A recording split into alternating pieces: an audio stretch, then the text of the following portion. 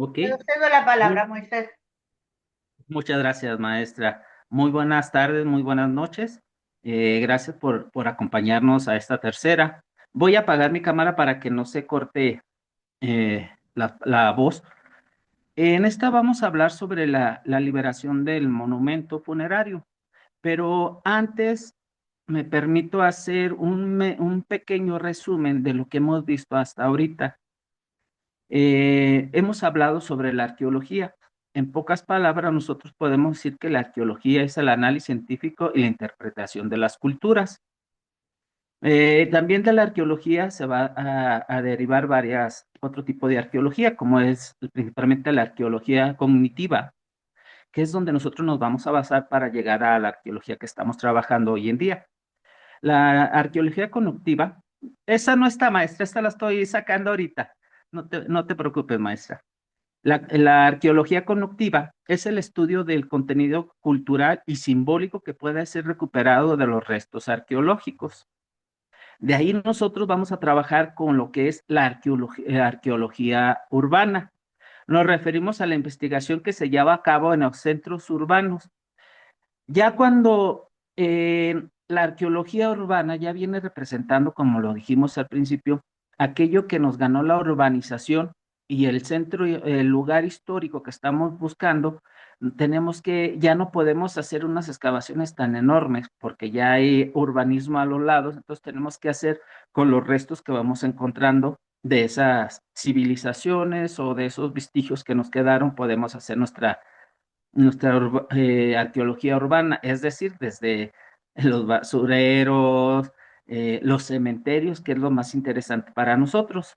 De esa arqueología urbana entramos a la arqueología funeraria. Este es un término que estoy utilizándole ahorita como arqueología funeraria porque estamos trabajando en los cementerios. La arqueología funeraria yo lo estoy tratando de interpretar como los cementerios que pueden reflejar la historia y la evolución de una comunidad o de una sociedad que incluyen sus creencias, valores y prácticas funerarias.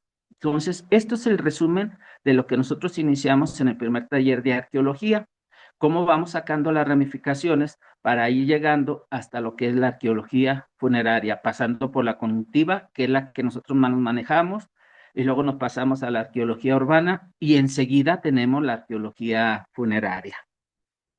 En la prospección que ayer hicimos, perdón, en el taller pasado, en esto nosotros lo manejamos como que es un método de investigación que consiste en explorar y analizar la área del terreno, ¿sí? Esto no va a dañar ni va a mortificar ningún espacio o sitio arqueológico. Lo único es que vamos a identificar las actividades que surgieron dentro de ese sitio. Esto se hace mediante la observación superficial del terreno, la recuperación de información cartográfica.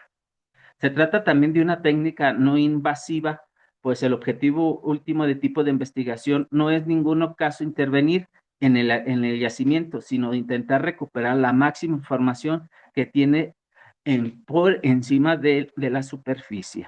Entonces ya vimos lo que es arqueología, lo que fue la prospección, lo único que es nosotros lo conocemos como trabajo de campo o recorrido de superficie, que es mejor la frase, recorrido de superficie para investigar, pero al hacer el recorrido tenemos que ya llegar con las herramientas de lo que estamos haciendo y dónde nos vamos a parar, es decir, con la información de los archivos, la información oral, todo aquello que nos va a informar qué es lo que estamos investigando. Ahora sí, maestra, le pasamos, por favor. Como decíamos al principio, esta era la liberación de los monumentos funerarios.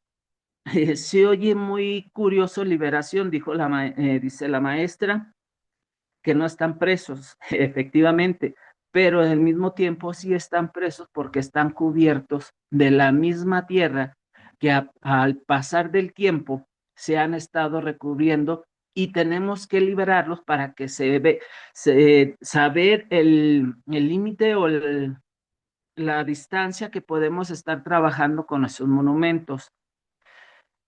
Bueno, nosotros lo manejamos como la acción de remover la tierra para descubrir y estudiar los monumentos funerarios que al paso de los años se fueron sepultando por la ignorancia, no por otra cosa, por la ignorancia de los prestadores de servicio. Eso podemos manejarlo cuando pasan 160 años y no hay ningún tipo de trabajo. Cuando ya existe un trabajo, ya no es ignorancia, ya es capricho o no hay respeto por la cultura o los monumentos funerarios. Es ahí donde ya se tiene que meter un nuevo reglamento de panteones y multar a ese tipo de prestadores de servicio.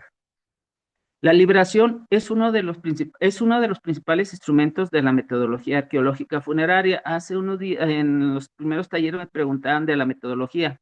Lo que él ha estado presentando, cada uno de los talleres son la metodología que se pueden utilizar para llegar al trabajo o darle yo lo que estoy buscando ahorita en el cementerio de Dolores, es hacerlo el valor histórico tangible e intangible. Todas las liberaciones de los monumentos funerarios tienen como un fin historia a las sociedades pasadas a partir de los documentos materiales. Yo siempre he manejado, y desde que yo inicié a trabajar en el cementerio, desde el 2016 aproximadamente, yo siempre he dicho que nosotros, los que nos gusta el patrimonio funerario, tenemos nuestros archivos en piedra, los cuales nos van a ayudar y nos van a hacer más fácil nuestro trabajo si sabemos interpretar. ¿Le pasamos, maestra?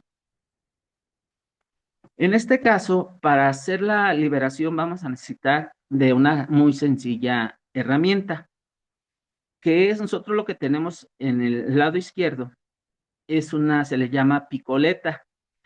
Es una parte H y otra a un pico. Con esto nosotros podemos manejar con los cortos o los cortes que vamos a hacer en la tierra para no dañar si hay algo más en ese lineamiento donde vamos a estar levantando la tierra para liberar el monumento, no dañar algún otro eh, vestigio que pueda estar ahí sepultado o puede estar ahí enterrado, más que sepultado, enterrado. Nosotros también utilizamos lo que es una cucharilla. Un servidor utiliza la 10 porque entra, porque nosotros hacer una liberación de los monumentos, al limitar el monumento, que esa es la palabra, la limitación, nosotros lo hacemos de 10 centímetros. Donde está el monumento, la base, contamos 10 centímetros y es lo que nos ayuda a la cucharilla a sacar la tierra, irlo haciendo poco a poco. ¿Le pasamos, maestra? Nosotros también manejamos lo que es una cinta métrica con la finalidad de estar sacando o checando los centímetros tanto de profundidad como de ancho para no pasarnos y no dañar otras tumbas que puedan estar pegadas al monumento funerario. Enseguida nosotros lo que tenemos es una navajilla con sierra. Muchas ocasiones cuando nosotros trabajamos en los monumentos, lamentablemente con el tiempo que han estado ahí sepultados, los monumentos empiezan a hacer raíz. Y al mover nosotros la raíz, lo que está sucediendo es que podemos dañar lo que es la cantera. Bueno, en este caso aquí en Guadalupe, Zacatecas, México, al jalar la raíz podemos mover el monumento, la cantera.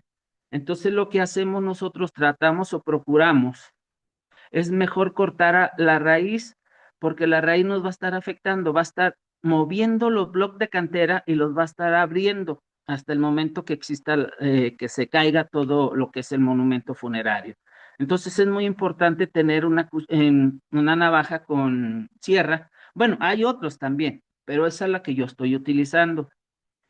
Y para no hacernos tan pesado nuestro trabajo, sacar la tierra que va sacando, que va liberando uno, yo tengo este tipo de asadón que mide 50 centímetros de largo con 10 centímetros de ancho. Si se fijan, yo manejo los 10 centímetros nada más, no me paso más porque es liberación, no es excavación. La liberación es quitarle la tierra al un poquito de 20, 30 centímetros con tal de dejar un desagüe para que cuando existan las lluvias se salga el agua que pueda retener. Muchas de las tumbas pueden estar a nivel. Lo único que se hace con eso de la liberación es darle la limitación al monumento con la finalidad de que la gente que está yendo a visitar a sus familiares se den cuenta que ya estamos trabajando con el monumento, porque muchas veces, les digo, como les dije al principio, lamentablemente no podemos acusar a la persona por su ignorancia en el cuidado del patrimonio.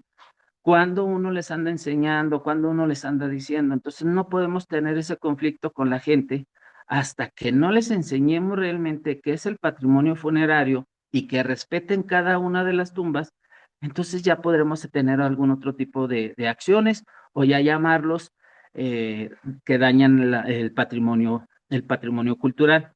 Pero mientras no podamos y no les enseñemos, pues no, son ignorantes en cuestión al patrimonio que tenemos en los cementerios. Entonces, por eso se hace esto de la liberación para delimitar lo que es el espacio de 10 centímetros de ancho, que quede libre lo que es el monumento, para que la gente ya también vaya interpretando que eso ya es un trabajo que se está realizando con los monumentos y que ya los estamos cuidando, que ya no es aquel monumento viejo que estaba enterrado y que acabo pues ya nadie viene a visitarlo, échenle la basura, échenle más tierra. Ahorita ya hoy en día, a los prestadores de servicio se les está haciendo la recomendación que ya su tierra ya no la deje en otro espacio, que la recoja y que la saque del cementerio, pero no sin antes, perdón, no sin antes nosotros revisar que no vaya una cantera, como les decía en los talleres pasados, que las canteras de las tumbas antiguas lo que hacen les servía como relleno para no echar tanta tierra. Y la tierra que sacaban del pozo donde van a sepultar a la persona, la regaban en todo y cubrían todos los monumentos o otras tumbas. Ahora ya se les exige que mientras estén haciendo la excavación o excavando, sí, haciendo la excavación para hacer la fosa, que esa tierra la desechen en unas carretillas o en su camioneta y la lleven a un espacio donde ya para que ahí resguarden la tierra mientras terminan el servicio. Terminando el servicio, se les pide antes de irse que retiren la tierra. ¿Le pasamos, maestra?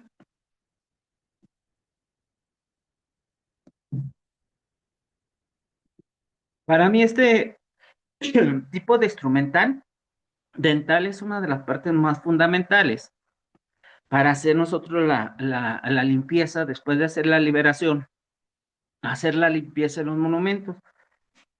Muchas veces encontramos eh, en lo que es la iconografía, mucha tierrita, que lo que es las brochas no pueden sacar o está muy pegado a los relieves de las tumbas.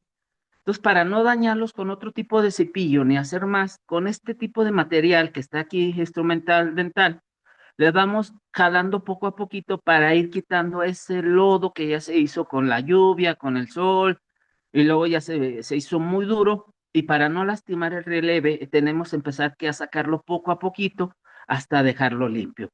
Por eso es importante estos cuatro tipos de material dental para hacerlo, con la finalidad de no dañar lo que es la iconografía. ¿Le pasamos, maestra, por favor?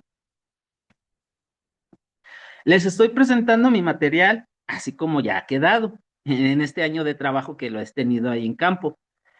Este es un cepillo de cerda de Ixtle, para no que no nos dañe como los otros cepillos de plástico que nos pueden dañar la cantera. Entonces, con este puede uno limpiar muy bien la superficie, pero como son cepillos grandes de 30 centímetros, pues no puede entrar en las partes más pequeñas o más recubiertas. Entonces, por eso se utiliza el instrumental dental. Pero también tenemos las brochitas, pero esta es de cerda de camello, para que tampoco dañe. Donde no puede entrar el cepillo, puede entrar ese tipo de brocha. Y cuando ya no se puede con la brocha, entramos con los instrumental dental. Y una de las cosas más interesantes que a lo mejor uno diría, bueno, ¿y por qué? Es un bote de 19 litros, común, corriente, un bote. Eso es para acarrear la tierra que va uno sacando y no dejarla ahí mismo y no hacer lo que hacen los prestadores de servicio. Agarramos la tierra y la extendemos, pues sigue siendo lo mismo porque el día de mañana va a regresarse al lugar o vamos a tapar otras tumbas que después nos van a reclamar.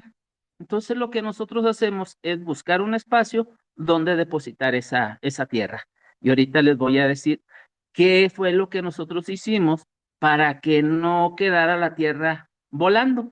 Al contrario, que quedara y le diera, ahora sí, con perdón de la palabra, le diera más vida al cementerio. Le pasamos, maestra. Una de las grandes recomendaciones que nosotros hicimos o que puedo hacerles antes de liberar el monumento, hay que tomar todos los datos, que es orientación, dónde está la tumba que vamos a liberar, cómo estaba, tomar la fotografía de antes y luego ya después, ver la profundidad que podemos estar. Si se fijan en la foto izquierda, donde está el compañero, este es un arqueólogo, está sacando medidas. De un lado, la cantera se puede ver liberada y del otro cubierta. Entonces, eso también nos ayuda. En la parte de atrás, si ustedes se están fijando, en la parte de esa misma donde está la tina, en la parte de atrás ya está una lápida delimitada, que nosotros lo que nosotros lo consideramos ya como lo que es la liberación del monumento. ¿Por qué la liberamos? Para que ya, como pasa mucha gente por ahí, que la gente ya no pase por encima de la lápida. Y es lo que está haciendo con la que tiene enfrente el compañero, el arqueólogo, donde están sus guantes, sacando a la medida cuánto estaba cubierto y cuánto está separado. Ahorita les explico cómo es que nosotros hacemos para poder ver qué tan profundo vamos a excavar. En la foto que está en el medio, esa me encantó porque es ese tipo de tumbas estaba rellena, nada más tenía la base y en la parte de abajo estaban hechos con ladrillos. Al liberarla nosotros, si se fija, nosotros no estamos dañando la cantera. ¿Por qué? Porque al principio me decían, es que si vamos a sacar la cantera después de estar cubierta, ¿qué va a pasar? Ah, ahí está un detalle más interesante. Cuando nosotros vemos que hay una tumba muy enterrada, la vamos liberando por secciones, no la sacamos o les ponemos ese mismo día y que ya le sacamos toda la tierra, no, la vamos sacando por secciones. Sacamos, si quiere, 5 centímetros y luego vemos cómo está la cantera y le sacamos otros 5, dependiendo la distancia que podamos ir liberándola, con la finalidad de que la cantera se vaya aclimatando a lo que es el movimiento, bueno, al día y la noche, que en el día está muy asoleado y en la noche tenemos brisa que puede dañar la cantera, entonces se va aclimatando la cantera. En la que tienen en la mano derecha, la fotografía, si se fijan, ya está liberada. Eso es lo que nosotros encontramos, se nos hace muy curioso cómo está la tumba, cómo se encontró porque ya no quisimos excavar más, porque es hacia el frente de la tumba, pero hay otras ya, hay unas tumbas encima de ella. Entonces lo único que liberamos fue esa parte con la finalidad de que la vayan respetando. ¿Le pasamos, maestra, por favor? Hace ratito nosotros iniciamos. Nosotros para iniciar una excavación siempre se hace de lo conocido a lo desconocido, es decir, lo que está pegado al monumento, se tiene que hacer a lo desconocido que no sabemos que hay. Pero en este caso, ahora nosotros lo hacemos al revés.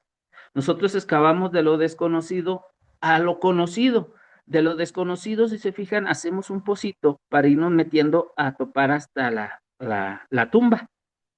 ¿Y por qué es esto? Porque nosotros sabemos que está la tumba hacia abajo, pero no sabemos qué vamos a encontrar a los lados. Y con esa finalidad hacemos la excavación por si encontramos otra tumba, no dañarlos ni una ni otra. En ese mismo momento, lo que nosotros hacemos, ya después de que empezamos a excavar hacia adentro, hacemos un pozo de sondeo. El pozo de sondeo es para ver qué tan profundidad puede tener y cómo se encuentra la cantera.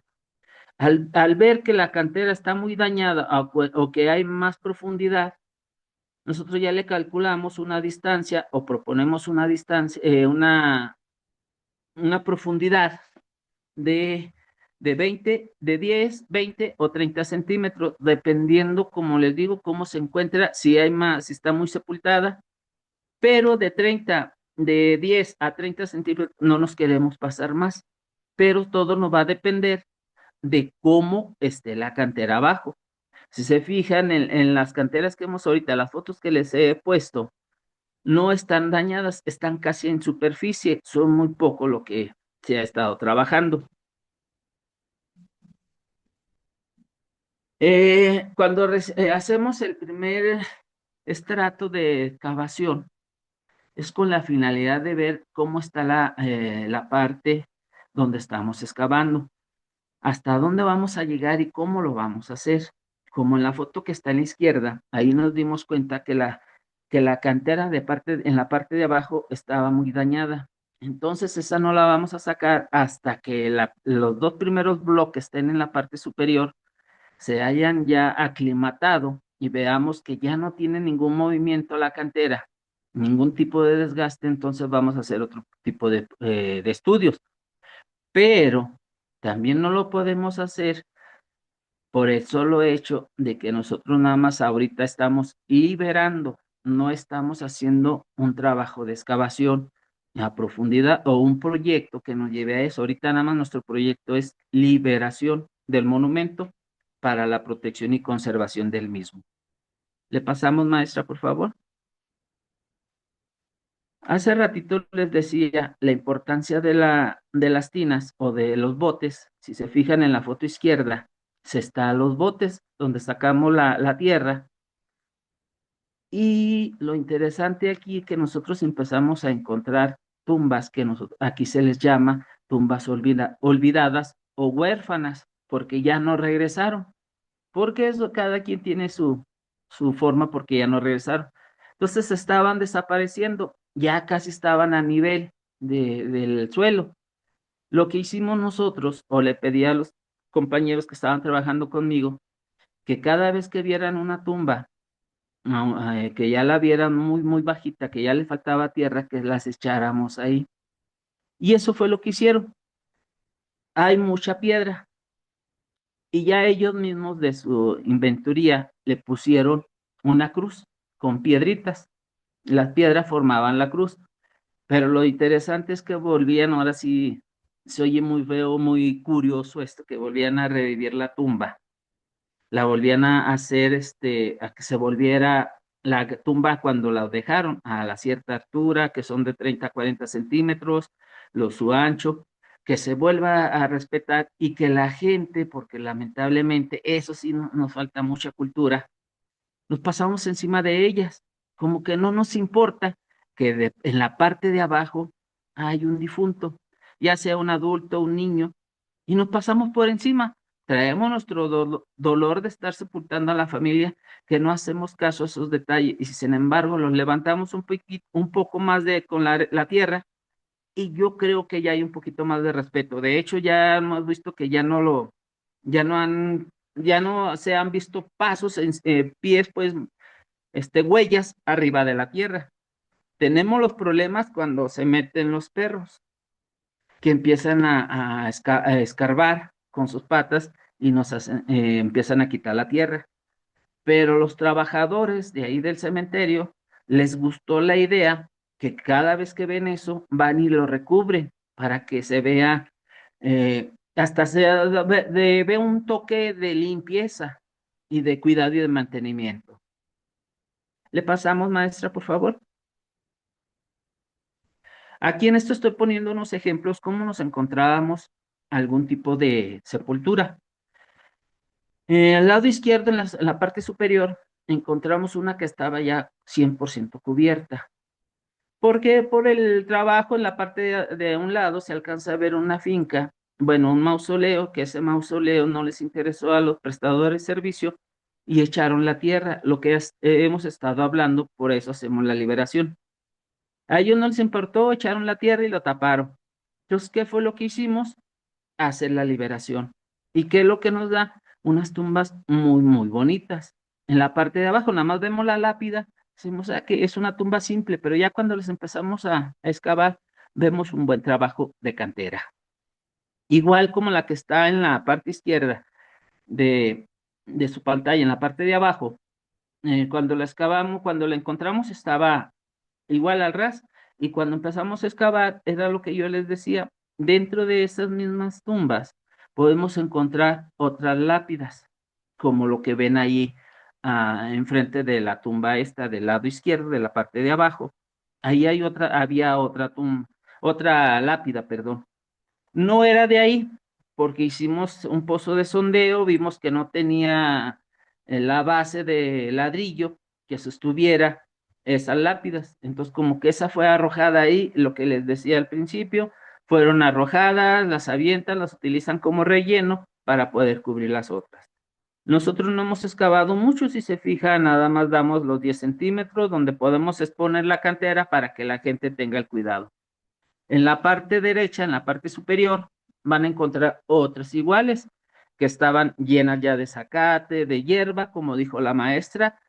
Eso también es muy nocivo para la cantera. Retienen mucha humedad y van destruyendo la cantera. Entonces, había que retirarla, pero ver que no dañáramos el medio ambiente también. Ahorita en Zacatecas estamos teniendo bueno, en la República Mexicana, no nada más en Zacatecas ni en Guadalupe, en la República Mexicana estamos teniendo unas olas de calor muy fuertes. Zacatecas siempre se ha distinguido porque ha sido un lugar muy frío. Llegábamos a 22, 23, 24 grados y ya nos estábamos quemando. Ahorita estamos llegando a 32 grados y no aguantamos, la verdad, es el calor. Entonces también no queremos dañar el medio ambiente porque de una forma u otra las plantas, la fauna, la flora, atraen las lluvias, entonces no queremos dañarlo, pero tampoco nos gustaría que dañaran nuestra cantera. Entonces tuvimos que retirarla, es nociva para la cantera y como lo ven en la parte superior del lado derecho, ya está limpia, así quedó. Todavía se puede excavar más, pero no, nosotros no queremos moverle todavía. En la parte derecha, en la parte inferior, van a encontrar, bueno, se puede observar dos lápidas, bueno, una misma lápida. Según estuvimos leyendo y las investigaciones que hemos hecho, todavía no nada confirmado, es una suposición o una hipótesis de nosotros, que esa es la primera tumba que se hicieron, se sepultó en 1865. ¿Por qué llegamos a esto nosotros? La cantera supuestamente nos habla en el libro de registro que la primera tumba se hizo al centro del cementerio. Y ahí donde está, no, es que pues nos falta la orientación y todo, pero está en el centro. El desgaste que tiene es muchísimo el desgaste que ya no se alcanza a ver absolutamente nada de letras. Por eso creemos y tenemos la suposición de que es la primera lápida en la que sepultaron al niño el 4 abril de abril de 1865. El primer niño que se registra, ahora sí, en el registro civil, en donde le dan la autorización para que vayan y lo sepulten en el Panteón de Dolores, el primer cementerio, o el primer panteón civil que se da en Guadalupe, Zacatecas. Por todo lo que hemos platicado, cómo se dio, entonces, este es el primero. ¿Le damos, maestra? Aquí en este siguiente caso que vamos a presentar, le puse una numeración. La semana pasada les dije que es necesario tener un muy buen ojo para poder apreciar qué hay abajo de esa tierra, que no es una simple roca, sino ver qué importancia tiene el trabajar en ese espacio. Cuando nosotros empezamos a trabajar ahí, vimos esa cruz, pero ya es de granito, pero está en una base de cantera. Y nos llamó la atención la cantera. Me dice uno de los trabajadores, de los compañeros que traía de servicio social de arqueología, ¿cómo ve? Lo podemos, le digo, vamos haciendo un pozo de sondeo a ver hasta dónde llega y qué más trae de cantera, porque pensábamos que nada más era la pura base. Al estar trabajando en el 2, si se fijan, hicimos un pozo de sondeo más profundo para ver hasta dónde llegaba. Y efectivamente era una tumba completa. Así, aquí en México se dice un refrán, que en este caso ahora sí me fui como una vieja gorda en tobogán, porque al ver esta tumba me emocioné tanto que perdimos las dimensiones, sin perder el trabajo arqueológico. ¿A qué me refiero? Empezamos a excavarle, porque sí estaba sepultada como unos 50 centímetros de tierra, y empezamos a trabajar.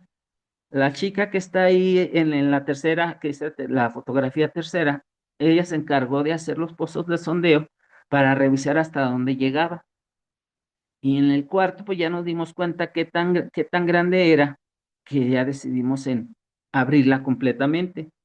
Y así como está en la foto en la 5, así era la cantera. Así estaba la tumba de cantera. Eran 4 bloques de cantera y todavía falta excavar más. Nada más que ahí nosotros nos detuvimos para hacer, porque vimos la cantera que estaba muy, muy fuerte, muy maciza, no tenía desgaste.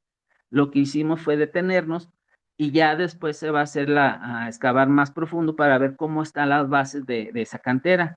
Lo que queremos es que se vaya aclimatando antes de que lleguen las lluvias para que este mismo sol la vaya secando. Si ustedes alcanzan a ver en la parte de atrás de la primera fotografía se ven unos nichos y una plancha de cemento. Esa gente sacó toda su tierra y le echó en estas tumbas. Hay como 4 tumbas igual de enterradas. Entonces tenemos que hacer el trabajo de desenterrarlo, pero como es muchísima tierra, tenemos que ver las tumbas que les dije que son olvidadas o huérfanas para poderlas rellenar y la tierra seguirlas aprovechando, porque han de saber que la tierra de Panteón se vende muy bien con las personas esas que hacen brujería. Bueno, eso es otra cosa. ¿Le pasamos, maestra? En esta otra diapositiva. Ahí no, ¿qué fue? En el 2016 conocí la primera fotografía que ustedes están viendo a mano izquierda, el superior. Así conocí esa tumba, pues, ese obelisco. Me gustó mucho porque tiene muy bonita iconografía, tiene la cruz latina, tiene bastantes cosas, pero estaba muy dañada. Las tumbas de atrás la empezaron a tapar. Entonces ya para el 2018, que empiezo a hacer un poquito de liberación, me doy cuenta que todavía tiene más profundidad. Si se fijan, tiene hasta un libro, una Biblia, tiene unas uvas, tiene sus espigas. Está muy, muy bonita. La corona de las rosas de María. Está muy, muy bonita. Y luego ya nos dimos cuenta que desde 1900. Y la Ay, fecha Dime, ¿alguien habló? alguien Bueno, debe tener el micrófono abierto, pero no lo puedo ver en el chat. Ruego, por favor, que cierren todos los micrófonos. Gracias. gracias.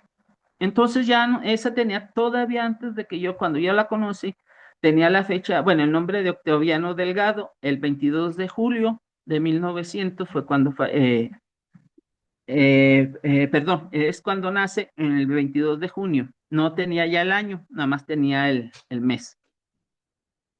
Ahí vuelvo a hacerlo, sé que me excedí, pero me emocioné mucho cuando empiezo a liberar. Cuando yo me paraba a un lado, una de las fotos que están en el centro donde estoy parado, medía 1,50 aproximadamente, pues lo veíamos muy bajito.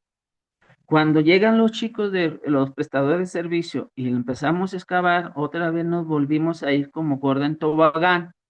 Empezamos a bajar, a bajar, a bajar, y ahí donde se ve en la foto superior del lado derecho, está la muchacha donde está abajo, que ya medía 2,30 y todavía hay opción para excavar más, todavía no llegamos al fondo. Ese tipo de trabajo nosotros los empezamos a hacer, y se reconozco que no debí haberme ido tan rápido, pero a uno se apasiona con esto, ir descubriendo cómo se vio en sus tiempos ese tipo de monumento. Imagínense libre sin ningún otro tipo de tumbas. Cuando uno va entrando al cementerio, ver esos monumentos, esos obeliscos mucho, cómo se vería hermoso cuando se veía completamente sin más tierra, sino nada más esos obeliscos. Entonces uno se va emocionando al ir encontrando este tipo de monumentos funerarios. ¿Le pasamos, maestra? En esta otra diapositiva, eh, como les comentaba en un principio, en los talleres pasados, a nosotros nos decían, nos platicaron dos mitos muy interesantes.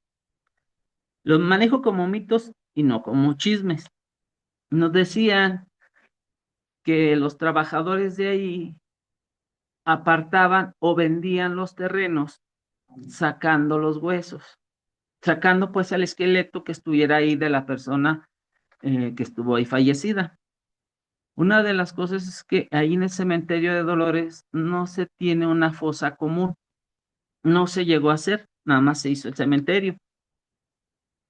Lo que sí es, cuando hemos estado trabajando, hemos encontrado huesitos, no completos, pero sí algunos, pues nos representan como las vértebras, las tibias, los peroné, parte de la costillas. Hemos encontrado una serie de huesitos. No es completo el esqueleto.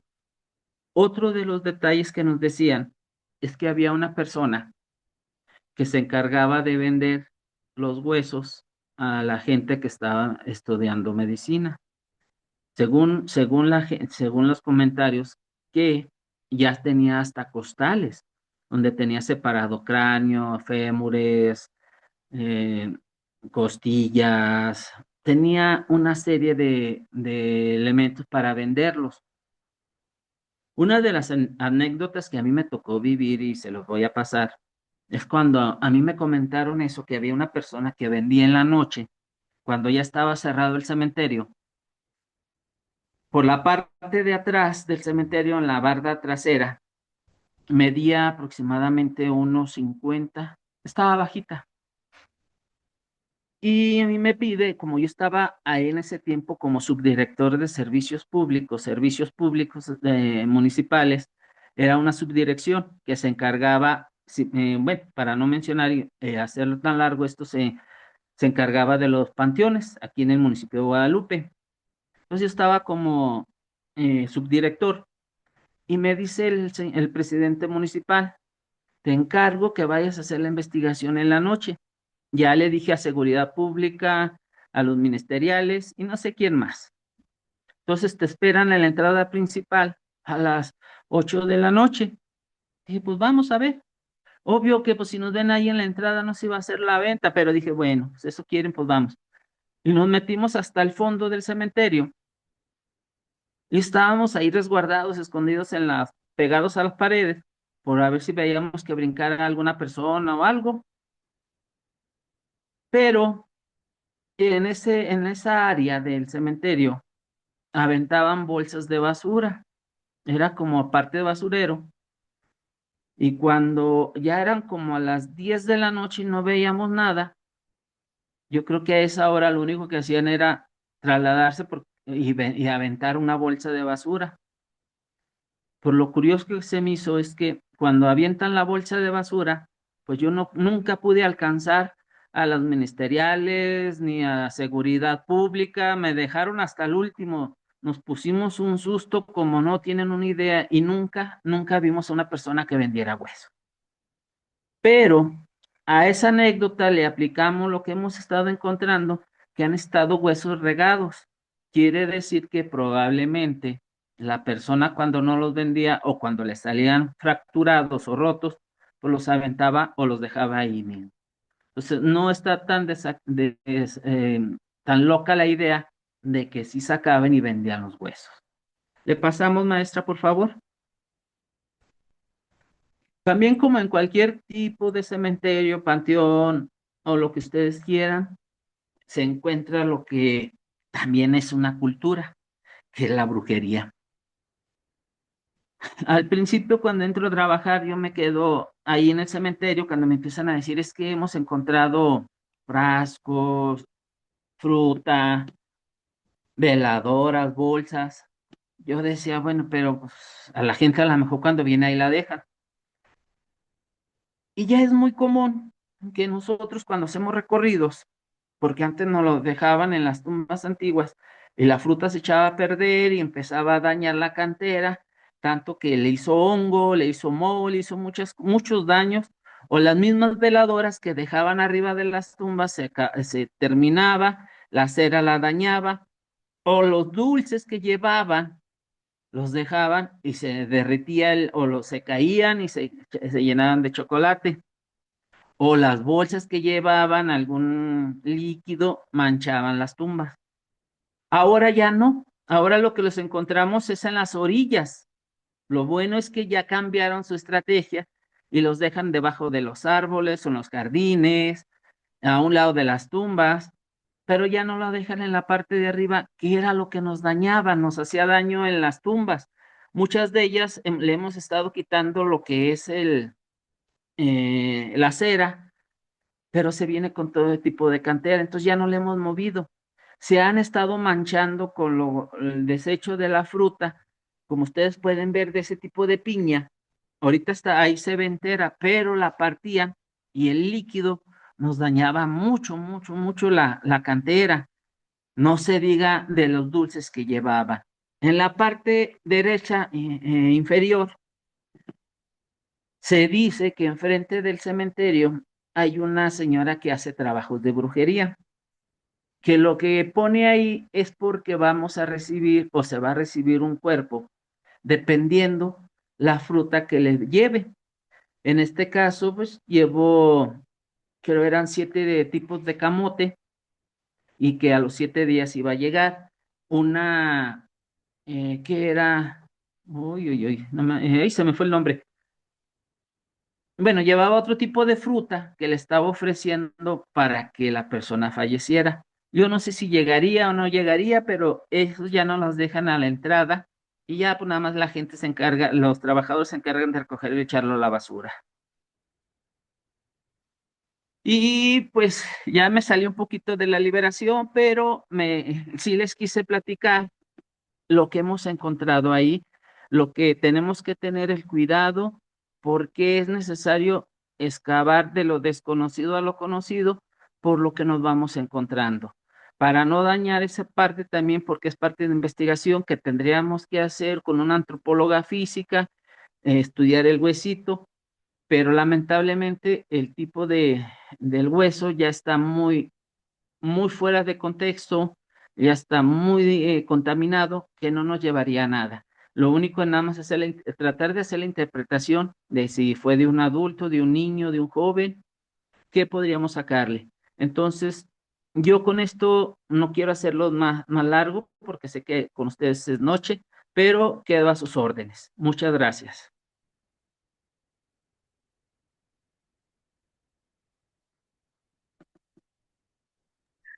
Ay, no podía cerrarlo.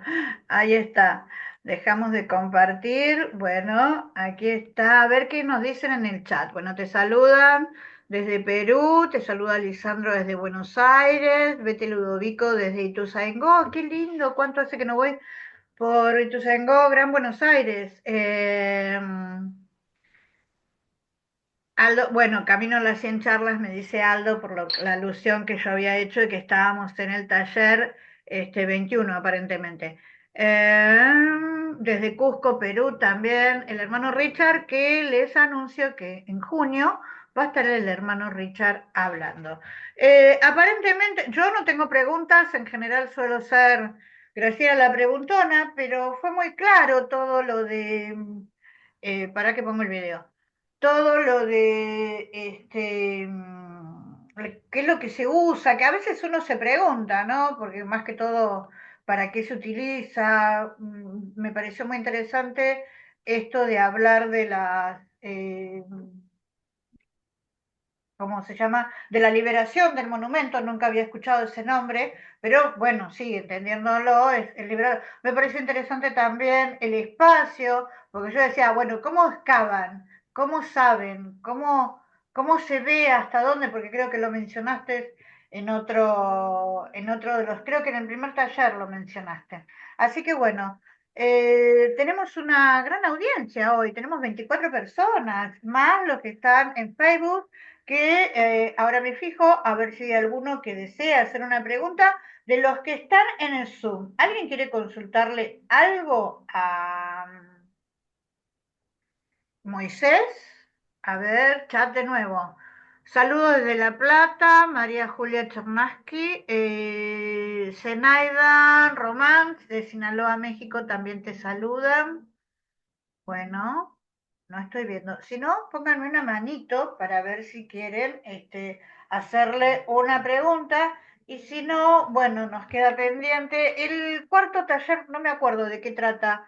¿Me podrías recordar vos, Moisés? Claro que sí. Es de darle el valor histórico, tangible, intangible, al cementerio. Lo que estoy realizando ahorita, lo que es en el doctorado, para que ya tenga ya sé que sea un patrimonio dentro del municipio. Perfecto. Para que Ahí está. A ver si tengo comentarios en Facebook. ¿Qué instituciones deben estar involucradas en el proceso de liberación? Ministerios y comunidades locales. Pregunta Verónica Seco. Ok. Qué interesante pregunta, la verdad. Eh, Cuando uno realiza el proyecto, necesitamos hablar con los directores o con primero con el ayuntamiento, con el señor presidente, para que nos dé la autorización de empezar a hacer un trabajo. Enseguida tenemos que tener lo que es un arquitecto, un antropólogo, un arqueólogo y sobre todo con los encargados de los cementerios para que nos den las facilidades y nos ayuden también ellos mismos a localizar cada una de las tumbas. Como les decía la semana pasada, es muy grato trabajar con personas que les encanta o les gusta la historia, porque ellos son los que trabajan ahí y nos ayudan a encontrar las tumbas que han estado enterradas. Los proyectos van a depender de lo que usted o uno quiera buscar. En este caso, yo lo único que quería es, lo que quiero hacer es darle patrimonio, hacerlo patrimonio histórico, tangible, intangible, con valor histórico. Y lo que hicimos nada más fue puros arqueólogos. Ellos eran pasantes de arqueología, tuve a unos historiadores y yo como gestión del patrimonio. Eso fue lo que nosotros hicimos. Va a depender mucho del proyecto que lo vas a enfocar. Ok, la misma persona, Verónica Seco, pregunta, ¿qué riesgos existen durante la liberación, tanto para los restos como para los investigadores? Va a depender también del trabajo que tiene. Aquí nosotros no vamos a entrar o a sacar los cuerpos que están adentro porque que no se nos pase que ese cementerio civil fue construido en el tiempo de la cólera. Entonces, ese tipo de bacterias no se muere, nada más se queda en reposo. Entonces, nosotros no vamos a entrar a sacar restos. Por eso, no es un pozo, no es una excavación como tal, es una liberación para manejar el monumento. Cuando se encontraban los restitos así de huesos, lo que hacíamos era, todos traemos guantes, se me pasó ponerle ahí que necesitábamos guantes, y ahí mismo se dejaba. No movimos nada, no se recogió nada. Esos son los riesgos que podemos tener, contagiarnos con algo, pero siempre y cuando nosotros enfoquemos a lo que queremos hacer. En este caso, nosotros nada más era liberación, no era una excavación, ni era un trabajo como se le puede reconocer como de trabajo de antropología física. Nosotros nada más es liberación y con eso tenemos.